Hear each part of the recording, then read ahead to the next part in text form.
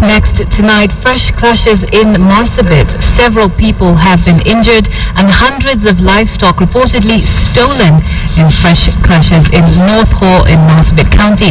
Suspected raiders from Ethiopia are said to have staged simultaneous raids in Dukana and El Hadi on the Kenya-Ethiopia border.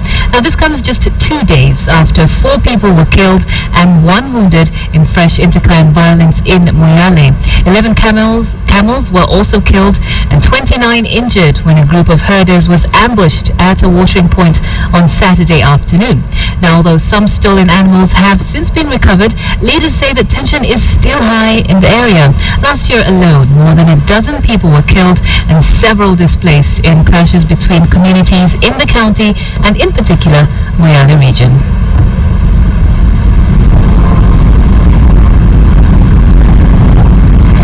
Look at your money and the transformation of the National Social Security Fund from a provident to a pension fund inches even closer, but with every step comes more questions than answers. With questionable investments made especially in land and real estate, is NSSF generating as much returns for workers? KTN's Michael Karanja with that report. The National Social Security Fund has never failed to make headlines, whether good or bad. But in the last case, there appears to be a rift between the Board of Trustees over investments being made. This time round, it is the 5 billion shilling Tasia Phase 2 infrastructure project that appears to have caused a stir.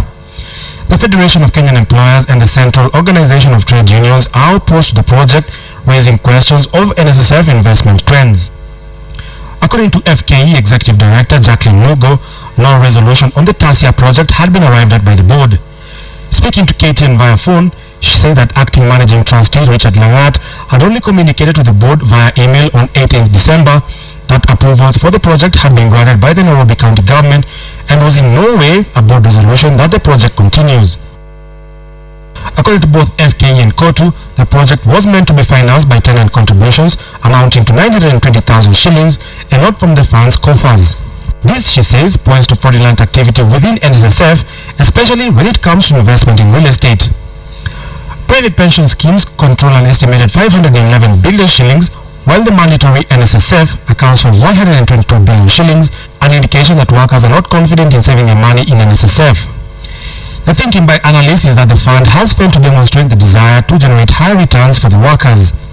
I think the argument then is the worker is on the losing side on this one. Well, the ideal position will be where the worker is a primary beneficiary of his investment, but in this case it may not appear to be the case. Competition for private pension schemes has also added to the fund's woes. Recently, Parliament passed the NSSF Act 2013 that will see employees contribute 6% of their pensionable salary. But the biggest question has been, why put money in a scheme that does not guarantee high returns to the workers? I'd rather a scenario where the worker is motivated to invest with a pension scheme simply because of the performance and not because he must be coerced into doing it, because then that tells you that the service provider is underperforming. Court was already called on the President to step in and hold any further investments made by NSSF, as well as the sacking of current chairman Aidan Mohamed. It is perhaps these cracks within the board that point to the interference and flawed procurement process that, if not checked, could lead to losses within NSSF. Michael Karanja, KTN.